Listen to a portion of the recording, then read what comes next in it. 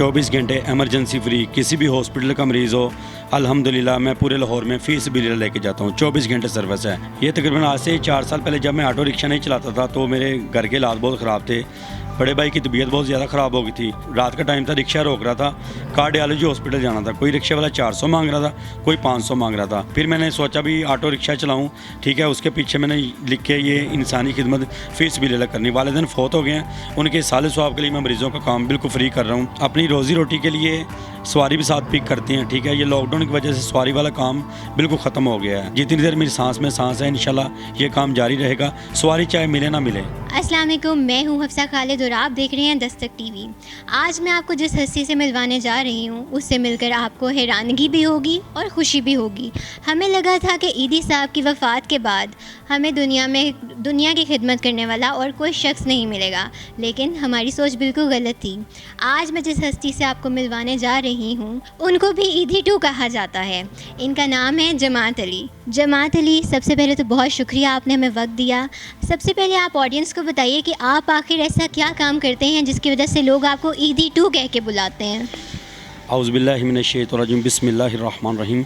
सबसे पहले मेरा सब भाइयों को, छोटों बड़ों को अस्सलाम वालेकुम वरहमतुल्लाहि वबरकातुहू।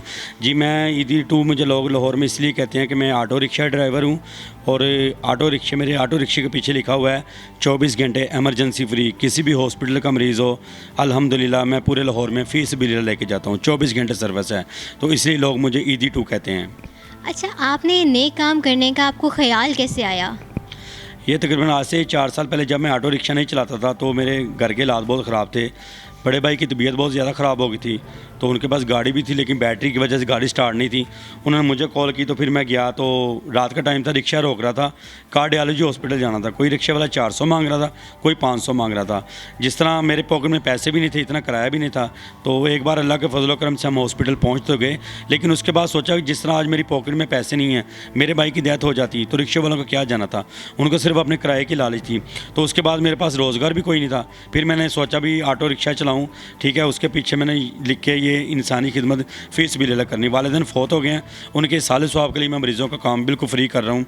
मैंने उसी दिन लिख दिया कि मरीज़ों के लिए फ्री है। आपको कितना अरसा हो गया ये काम करते हुए? मुझे तकरीबन चार साल तकरीबन हो गए मुझे ये काम करते हुए। अच्छा, आपको कभी ऐसी मुश्किल पेश नहीं आई कि कभी किसी मरीज़ का आपको फ़ोन आया हो और आप उस वक्त मौजूद ना हो, तो उस सूरत में आप क्या करते हैं? जी, कभी ऐसा होता है, एक मरीज़ लेके गए होते हैं दूर, तो दूसरे पेशेंट की कॉल आ जाती है, तो टाइम बहुत मखसूस कम होता है। तो बेसिकल मेरे पास एक रिक्शा है। मेरी कोशिश है कि एक रिक्शे के बजाय 4-5 रिक्शे मेरे अपने ज़ाती हों। चले अगर मैं कोई पेशेंट ले गया हूँ, दूसरे ड्राइवर को बंदा भेज देता है। लेकिन कभी होता है उनसे माजरत कर लेते हैं और पूछ लेते हैं भाई अगर मरीज़ सीरियस है तो मैं 1122 पे कॉल करके गाड़ी भिजवा देता हूँ। अगर मरीज़ सीरियस नहीं, फिर आधे घंटे का टाइम दे के फिर हम वापसी उसको पिक कर लेते हैं। अच्छा, मुझे बताइए, ये काम तो आप फ़ीस बिलिल्लाह कर रहे हैं, अपनी रोज़ी रोटी के लिए आप क्या करते हैं? जी, अपनी रोज़ी रोटी के लिए सवारी भी साथ पिक करते हैं, ठीक है। ये लॉकडाउन की वजह से सवारी वाला काम बिल्कुल ख़त्म हो गया है, तो इस वक्त हालात थोड़े से टाइट हुए हैं, बल्कि बहुत ज़्यादा टाइट हो चुके हैं, कारोबार नहीं है। लेकिन ये जो मरीज़ों वाला काम है ना, ये मैंने मस्जिद में बैठ के अल्लाह पाक से वादा किया है, जितनी देर मेरी सांस में सांस है इंशाल्लाह ये काम जारी रहेगा, सवारी चाहे मिले ना मिले।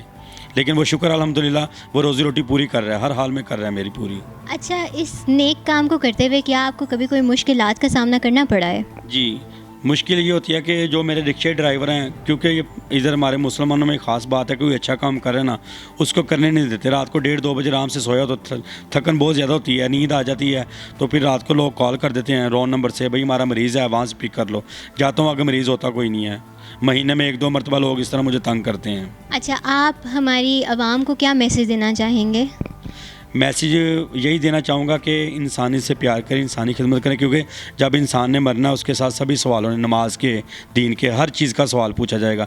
लेकिन एक सवाल इंसानियत का भी है, तो इसलिए कोई अच्छा काम किया होगा, इंसानी खिदमत की होगी तो अल्लाह पाक का मुँह दिखाने वाले बनेंगे हम। ये जो काम आप कर रहे हैं, क्या इस काम में आपका ख़ानदान, आपकी फ़ैमिली वो भी आपका साथ दे रही है?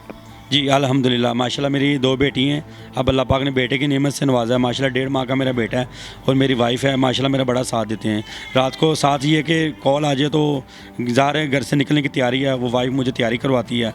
फिर स्टैंड पे जो रिक्शा स्टैंड पे खड़ा करता हूँ, बाइक रखी हुई है तो इधर से बाइक पे बैठ के स्टैंड तक जाता हूँ, स्टैंड पे बाइक खड़ी करके तो फिर रिक्शा निकाल के फिर आगे जाता हूँ। वो स्टैंड वाले बहुत अच्छे हैं, वो 12 बजे के बाद गेट बंद करते थे, लेकिन जब मैं जाता हूँ दस्तक देता हूँ वो फौरी एम्बुलेंस मेरी निकाल देते हैं, ऑटो रिक्शा, कभी शायद इसने कोई मरीज़ पिक करना है। शुक्रिया जमात अली, बहुत बहुत आपका हमें वक्त देने के लिए।